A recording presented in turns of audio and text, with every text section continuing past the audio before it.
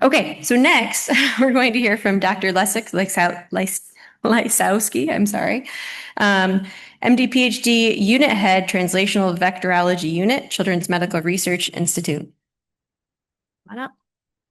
Oh, and he'll be speaking on next generation therapies for Schwann cell targeting therapeutics.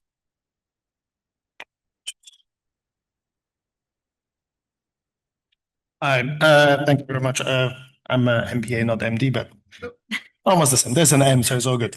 Yeah, thank you very much for inviting me here and giving me the opportunity to talk about our work. I'm going to start with this slide because obviously I'm going to take credit for a lot of work that I have not done. So this is my research team on most of it at CMRI and our funding sources. Obviously, oh, this is not the last thing. Okay. I don't think this is the last version of the talk, but I think we heard today already about the viral vectors and the delivery and importance of delivery. And I really like this quote from Professor Inde Verma, who was previously with the Salk Institute, who said that there's only 3 problems with gene therapy. It's delivery, delivery, and delivery. In most cases, we know what to do. We know, which cells we have to target. We know what we need to deliver. We don't have a way to deliver it efficiently and specifically to increase the safety and efficacy of the therapy. So the project that I'm going to talk about has, in a way, I divided into 3 stages: past, present, and future. But it's all related to vector bioengineering, which we just heard in the previous talk. So it's nice continuation and how our approach and the strategy has evolved over time. So I don't have much of the introductory slides on vector bioengineering, but probably a lot of you know that there's different methods to do it. We can take a capsid, the gene that encodes a capsid, the shell of AAV, cut it in pieces, shuffle it, or we can express ligands on top of AAV. So in the first approach, what we have done is actually try both. We did the shuffling library and also a peptide display library, and we expressed the peptide on top of AAV2. And at the end of the selection, and which was performed in primary human Schwann cells in vitro, we selected 2 capsids, shown here on the bottom, PEP2HC1 and 2. And we then compare them to AAV-DJ and AAV7M8, which in the literature were used as a vectors that transduce Schwann cells quite well. And you can see that there is some improvement in transduction in the cell types, and we also did it in vivo on the nerves. So that was a good start. However, we want to do better. We knew that this wasn't yet good, where we want to be with it. So in the second approach, we took those 2 vectors, which happened to be a peptide display shown here in that orange bar that's in VR8, and then we displayed another peptide. We introduced another peptide library shown as a red bar here in a VR4. So the VRs are the external loops on top of AAVs, which will be how AAV would interact with the receptors on top of the cells.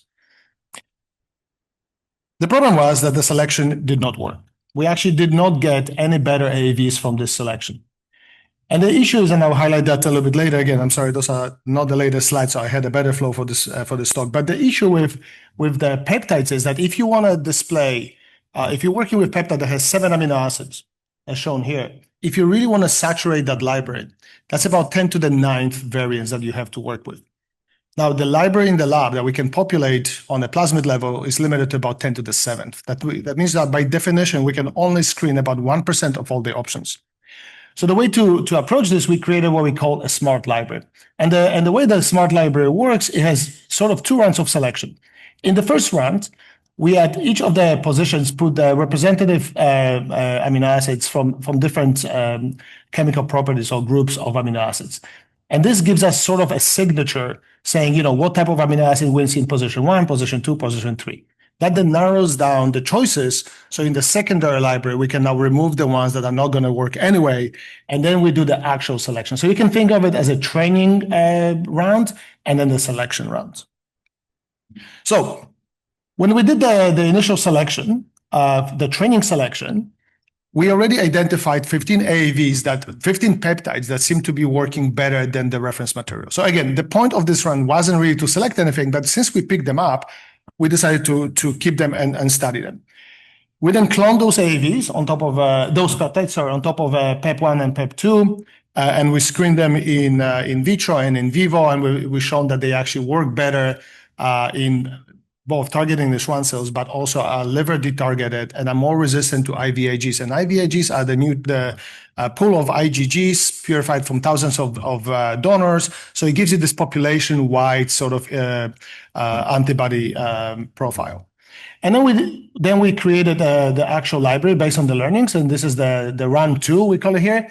And that library has about 100,000 variants. And then we perform selection of this library again, and the selection was done using IVIGs or not on primary human Schwann cells in culture, as well as in a mouse on nerves and Schwann cells, and a humanized mouse that has a chimeric liver. So we were selecting for both targeting of Schwann cells, resistance to the immune system, and of detargeting from human liver.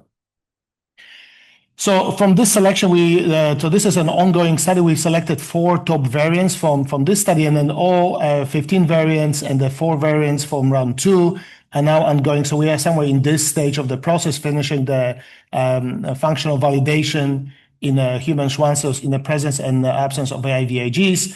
And in the next stage, which we plan to start in November, we will take the top candidates and test them in NHPs, as well as, this is not shown here correctly, as well as a liver explant model. We have now access to human livers that we can keep alive for a number of weeks, actually up to 7 weeks, and we can then validate the function of the vectors in human liver. And this is this is the 4 candidates from the 15 the top 4 candidates from the 15 that we selected, and you can see here studies in a spinal cord, nerve, as well as human Schwann cells. Again, there is some improvement, as you can see, for the capsids compared to the parentals. So again, we're getting there, we are getting better, but again, we keep pushing the envelope. In the third project that we just started right now, we actually take advantage of the latest model that we got access to, and that now we have access to human leg explants. So this is human limbs. I know that's a bit gross, but we all have them. So the idea is now that we can actually use the human explant, so we can keep it alive for only a limited number of time, multi-day process. But the idea would be to both select and validate the variants. So obviously what was in the second sort of our present approach when we do the smart library, the top candidates after being tested in monkeys are also going to be tested in this model. And then we also going to start a new selection using AI drive based selection. So, okay, that's here. So I want to explain why we switched to AI. So I already told you that if you want to work with 7 amino acids and you want to really saturate the pool, you need to work with our 1×10⁹ variants, and that's represented by this large cube here. So this is the theoretical space. The little box here, and that's to scale, to this little box here, which is our actual size, which is what we can actually propagate in the lab, about 10⁷. If you go to 10 amino acids, this is kept to scale. Well, it's actually, that's our theoretical space. But now our actual space, 10⁷, is just that one little dot here. We are 6 logs off from where we need to be. Again, we simply cannot screen all the variants. That's 10 amino acids. AAV has 735 amino acids. The number cannot even be calculated. Simply, it cannot be done. So what we do is, okay, before I go to this, what postdocs in my lab have created is an algorithm-based approach where we can take the library and actually screen it in silico and develop the best candidates. The slides are not here, but what we did 2 studies. In the first study, we did selection of a library in silico and physical selection in a lab. It took about 6 weeks to finish the selection, and this was done a basic experiment on HU87 cells, just a basic cells in a lab. It took about 6 weeks of selection on HU87s, and we got the 10 top candidates. And then we did the selection in silico, which took 2 weeks. The computer was running the numbers for 2 weeks. But again, computer does the job in the cloud. We don't have to do anything. And again, the computer selected 10 variants that, top variants. We then vectorized all 10 from the physical and in silico selection and compare them. And I'm happy to show you the data after because the slide is not here. But what computer selected was equal or better to what the biology selected. And again, no work and no actual models were used. We then did the similar experiment in vivo in mouse when we selected for manufacturing transduction of liver, but not transduction of kidney, or transduction of kidney, but not of liver. So positive and negative selection. And again, the computer was able to select variants that behave just how we program the computer. So the idea is not to use the computer to finish the selection and give us a candidate that we're going to take to clinic, but more, sorry, oops. Okay, whatever. But more to take all the possible options and then use the computer to select the ones that are the most fit for your selection, and then take this smaller library of a size that we can handle and perform the final selection in, using actual biology to get your candidate and move to clinic. The problem with this experiment, in a way, is that in order to do this first step of in silico selection, you need to train your algorithm. That means that to train the algorithm, you need to create the data, and to create the data, you have to do the experiment. So it's a little bit of a chicken and egg. You need to do the study in order to be able to perform the study. But what we are getting significantly better at is doing the training in simplified models and then extrapolate the data to humans. So the idea would be to do this initial training in something simpler, humanized mouse or monkey, use the data set then to train the library with the purpose of selecting a human trophic vector. So where we are today, we actually initiated the leg studies in the initial studies because we have never used this model before. In the first study, we took some vectors shown here in the bottom, and we simply are infusing the leg to see, first of all, is it working?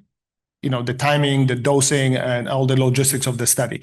Once we validate that, we can then progress with the library selection and proper characterization. Of course, this here is quite obvious. Those legs are not given by healthy donors. Yeah, nobody just volunteers their leg for research, but they are amputated legs from sick patients, and they are usually diabetic feet, which means that they are not ideal. I mean, they are not perfect. As was said before, every model is wrong. We're trying to get the best we can. But I would not argue the point that this is the best model and all the models are gone. That's not the case. Whatever is selected in a leg or validated will have to be tested in monkeys, and sort of cross validation will be required. But I guess what I was trying to also show, and this captures how our study went, but I think this is sort of how the whole field works.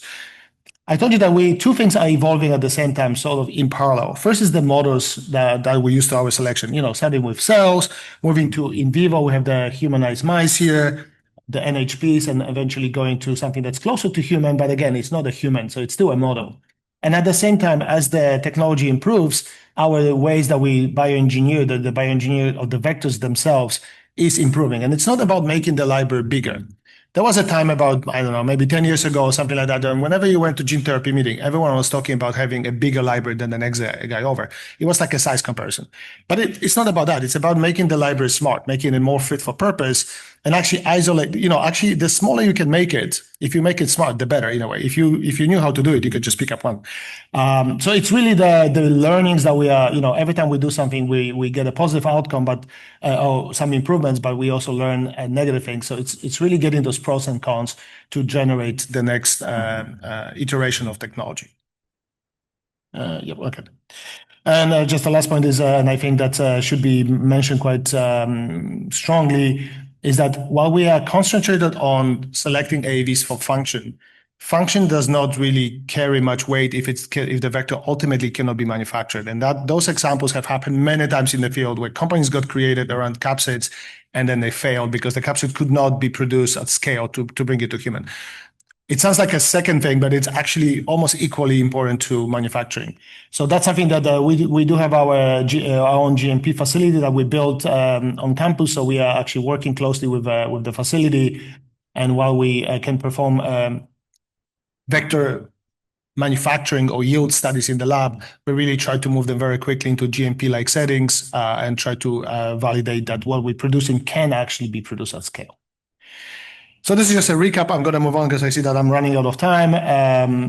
And with that, thank you.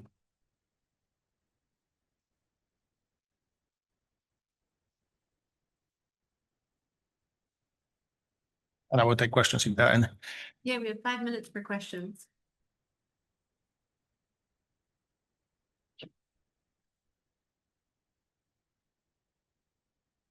Hi, it's a great talk. Thanks. It seems like with this talk and the last talk, there's been a lot of potential improvements in gene delivery. This is coming from someone who's not in the space, so maybe kind of naive, but is there an opportunity to combine, if not efforts, combine results across different approaches to improve delivery and sort of create a super vector that uses some results from one approach and another approach? yeah, if I understood the question correctly, you mean from our approach, or you mean from the field-wide sort of data? Or both? Adding peptides, directed evolution, every strategy to improve Yeah. tropism. Can you Yeah. combine those? Sure. And we are trying to do that. So, when we learn new thing, we don't just wipe out everything that happened before. We always try to build on the previous stuff. The issue is that what I didn't talk about here is also things that we do for the capsid to improve the capsid, the packaging size of the AAV, because one of the limitations is the packaging size. And obviously to do that, we play with the capsid.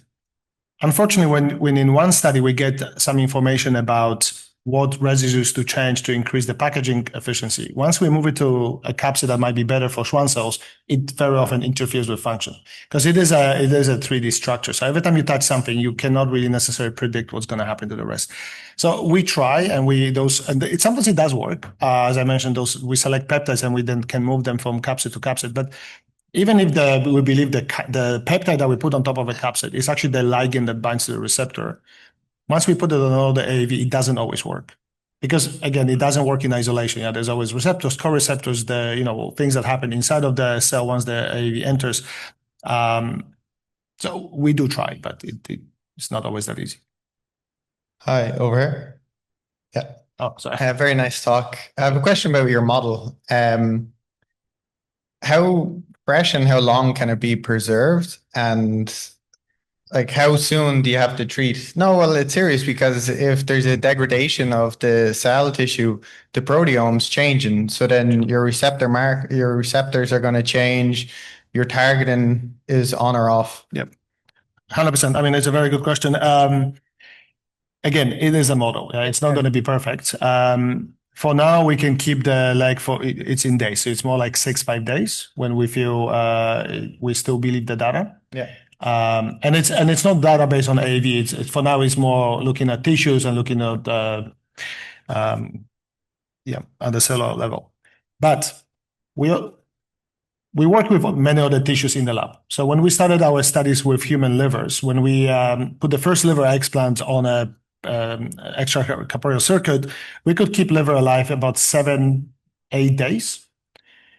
And then we are doing obviously AAV studies. The clinicians are doing studies for transplantation. So it's two different things, but we kind of go in parallel. 7 or 8 days was enough to do AAV studies because AAV kind of, it already transduces, is great. But the clinicians were pushing the system. Now they can keep liver alive up to 7 weeks. It almost is annoying because when you want to finish the study, they keep pushing the time. So I think that working with leg is, maybe the timing is not perfect and the leg is sick to begin with.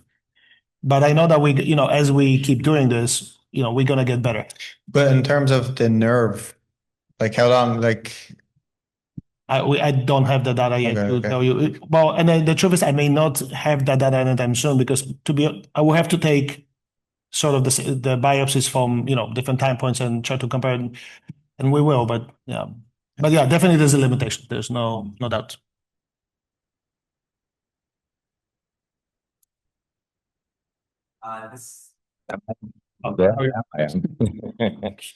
So I was wondering if you could say a little bit more about how the AI works. I mean, exactly how you're processing the data, and also is there any role for more of a molecular dynamics type of approach? I assume you're not using molecular dynamics here. This is you're just feeding in characterizations and data that you get from experiments. So I guess the question is there a bottom-up approach where you could actually use molecular dynamics and all the information, like an AlphaFold type of thing, for example? All right, so let me answer the first question first because that's going to be the easiest. How does the AI work? I have no idea. I will have to ask my postdocs. I mean, no, to be honest, I don't want to pretend that I know, the details of the algorithm. I don't. But I can answer the other part of the question more detailedly. The approach I was talking about here is really taking a training library. Again, it's very similar like with the smart library. You have to take a training library, do the experiment, pick up your winners and losers and everything, feed that to the algorithm, and it's learning based on examples. Now, we're using the same algorithm and we keep training it as we're doing experiments. So we have data, for liver selection, for and against liver, immune system. The algorithm is getting better, but it is really a data-driven decision tree. That's all there is. It's a randomness of the process that we are learning on. We are doing the bottom-up approach as well, but we have not merged them yet. So in some studies, if we have candidates, we would use AlphaFold or similar method to actually create candidates based on modeling. And then it wouldn't be a large library in millions, but it will be a number of hundreds of also molecules that we would then, or designs of peptides that we believe is going to fit the receptor. We're trying to do that as well. What we also are doing, and I didn't talk about that today, there was a lot of different AAVs out there. I mean, there's obviously, 12 or so natural AAVs, but there is hundreds and hundreds of AAVs that people have generated. I mean, we keep publishing them all the time. I actually truly believe that a very good AAV for Schwann cells might already exist. We just don't know it because we haven't tested every AAV in every model because it's impossible. So if somebody published something for muscle, it's possible it's going to work for the eye. We just don't know that yet. So I call it AAV repurposing strategy, where you now almost want to create like a drug screening facility or AAV screening where you can test different AAVs in your model and see if what exists out there already is helpful. And we are doing that. So we created AAV, we call it AAV testing kit. It's not high throughput, it's about 90 AAVs, but this reagent soon is going to become available for one of the companies where you will be able to get a mix of AAVs at 1-to-1 ratio, they're barcoded, transduce your model, send it for NGS, and you will get that data at the DNA and RNA level. So it's a step towards that. What I also like about the AAV testing kit that the data that we get from that, we also feed into the algorithm because there's, the structure of the capsid itself can be used then to inform the next step. So it is a multi-level sort of, we're feeding as much information as we can. But at some point, like I honestly think that a lot of problems will be solved with AAVs that already exist. We just have to match them correctly to the targets.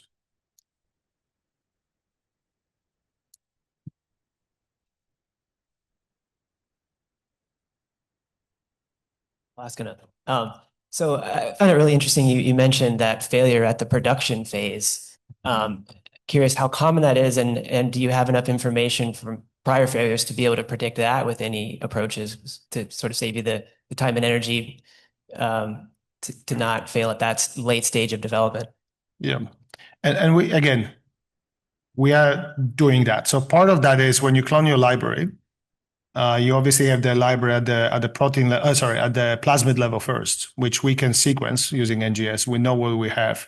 Once we do the packaging, we also know, then we have the pre-selection library composition. We can already tell what fell out. And as we keep producing our libraries, we keep track of the relative output. What I didn't talk about, because obviously when the library starts, it's not necessarily 1-to-1. We very often do the one run of selection. We do the NGS, and then we resynthesize the library using Twist synthesis model to kind of reset it to 1-to-1 ratio. And then after that, we continue. So we are trying to learn about which of the AAVs are not good producers and wipe them out. I'm a little bit biased here because I said that you have to select for production, but I also feel that if you had an amazing AAV that cures everything and it simply cannot be produced well, I probably would still study it because the production technology is also improving. What we're using today is something that we just simply adopted from Adnos and Lentis because there was not enough need for AAV in clinic is still a relatively new thing. I would hate to throw away something that in 2 years somebody's going to improve the manufacturing and will be. So I think it's important, but I personally would not necessarily throw away a good vector. Great. Perfect. Great. Thank you very much.